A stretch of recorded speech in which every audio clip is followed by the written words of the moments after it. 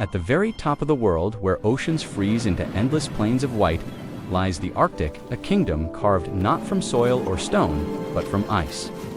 Here, the horizon has no borders. The sun can vanish for half a year, leaving only moonlight and stars to watch over the snow. And when it returns, it circles endlessly, burning the ice but never warming it. This is not a place built for life, and yet it is home to one of the greatest predators ever to walk the earth. In this frozen silence walks a giant cloaked in white. It moves like a shadow across the ice, a ghost that blends into the blizzards, unseen until it strikes.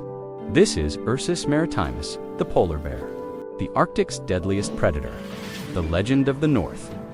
The polar bear is the largest land carnivore alive today. Adult males often weigh between 450 and 600 kilograms, though giants surpassing 700 have been recorded.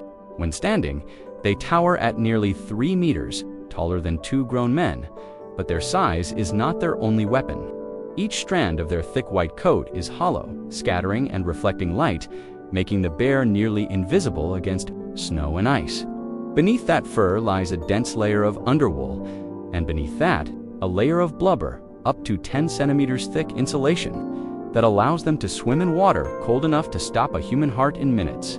Their paws, nearly 30 centimeters wide, act as snowshoes, spreading their weight across fragile ice.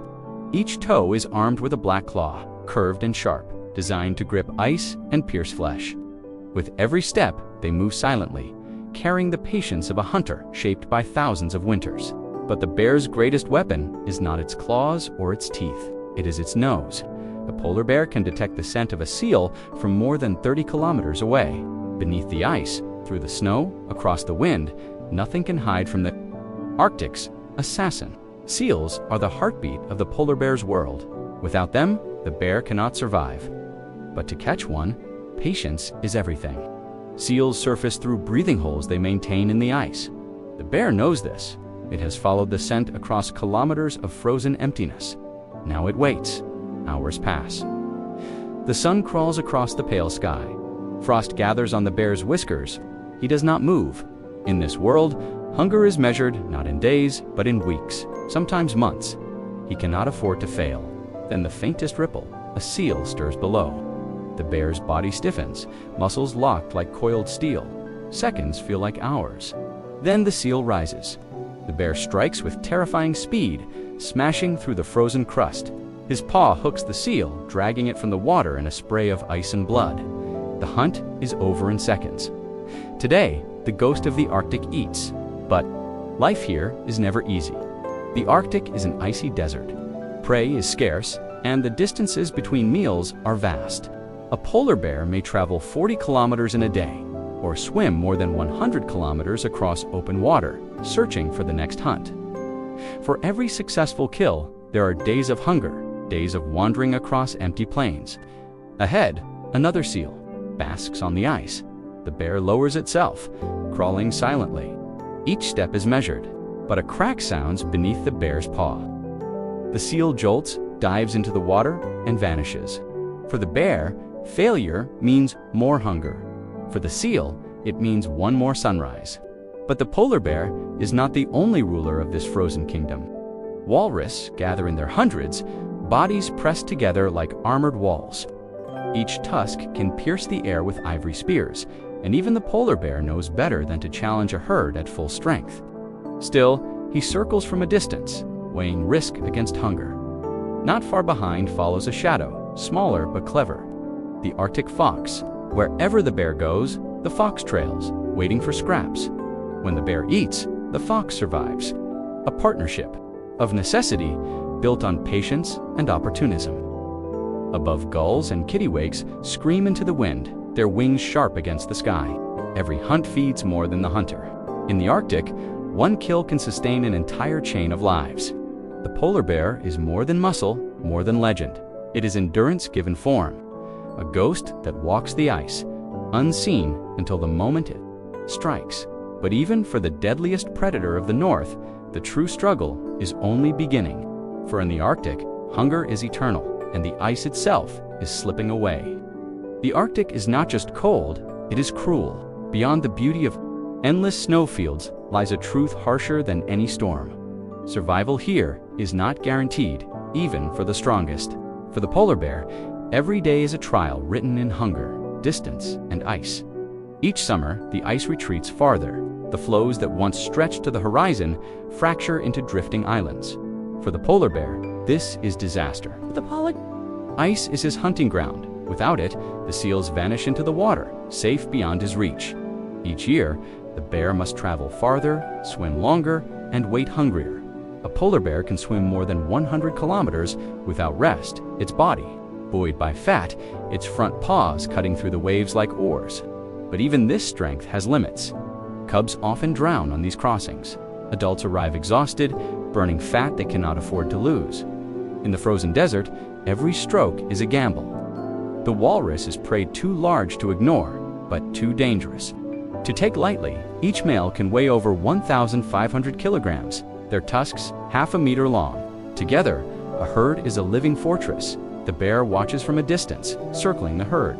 Calves lie at the center, adults on the outside. One false move, and the tusks will strike. Still, hunger sharpens courage.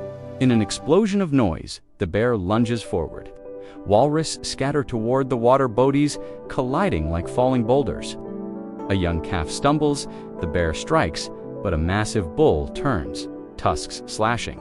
The bear recoils, narrowly avoiding a fatal wound. In moments, the herd vanishes beneath the ice, leaving only churned water and silence. The hunt has failed. Again, hunger remains, but survival is not only about killing, it is also about teaching.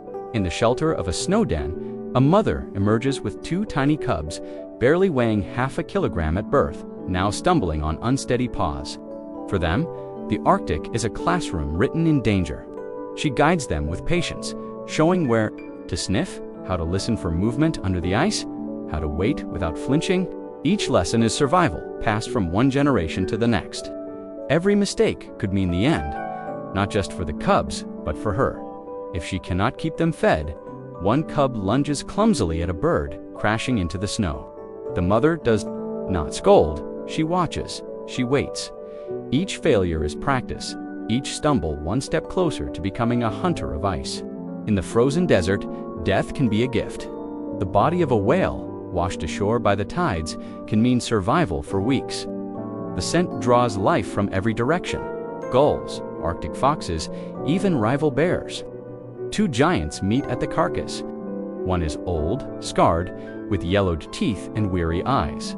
The other younger, stronger, his fur unmarked. They circle the prize, growls vibrating through the air. Then they clash. Each blow is a hammer, each bite a warning.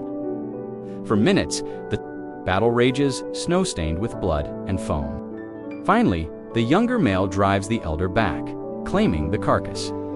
Victory means food, defeat means hunger, and hunger in the Arctic is death. Even in triumph, nothing is wasted.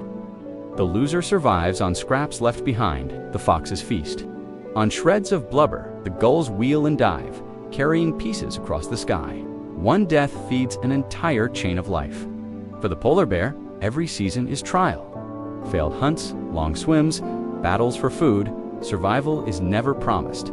Each day begins with hunger and ends with exhaustion. Yet still, the bear walks on, a living legend etched into the ice. But the trials are not over. The greatest challenge lies ahead, where the ice thins, the nights lengthen, and even the deadliest predator must risk everything for one more chance to live. In the Arctic, time itself is an enemy. Every day without a kill burns away the fat that keeps the bear alive.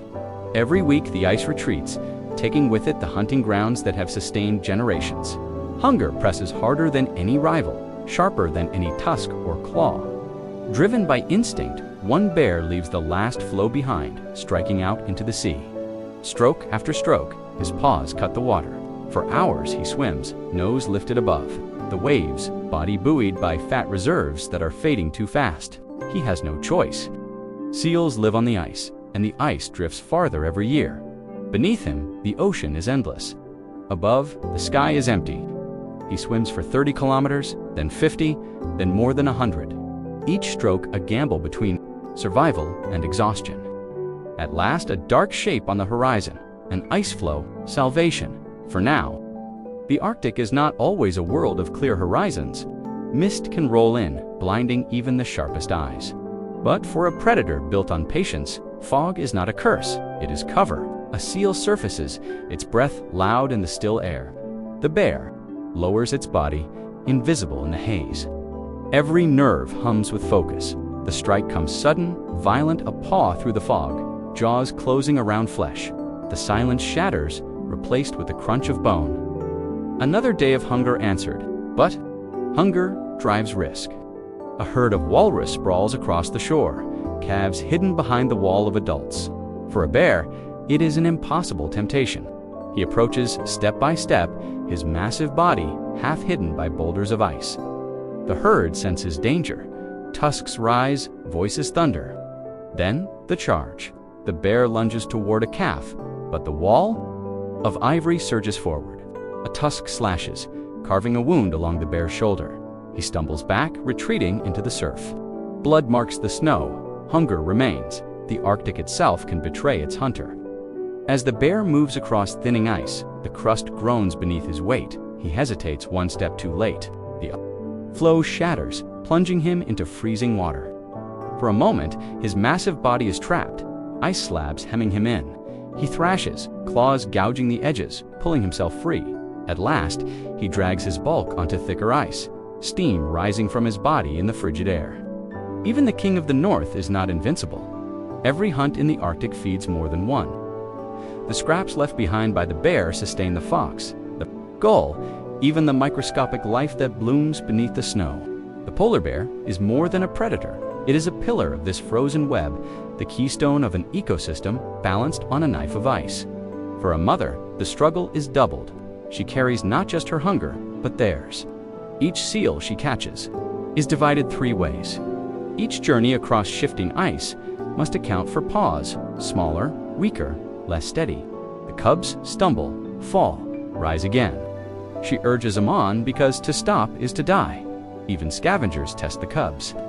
A flock of gulls dive, pecking at scraps near one cub. The mother turns with a roar, swatting them from the air. In the Arctic, even small threats can wound fatally.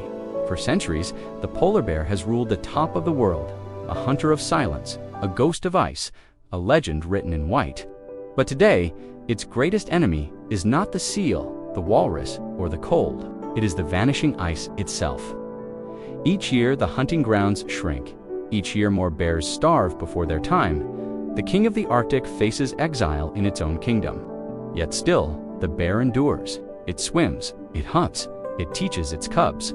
To walk the same frozen paths, it is not just a predator, it is survival made flesh. The Arctic's deadliest hunter, the last true ghost of the North,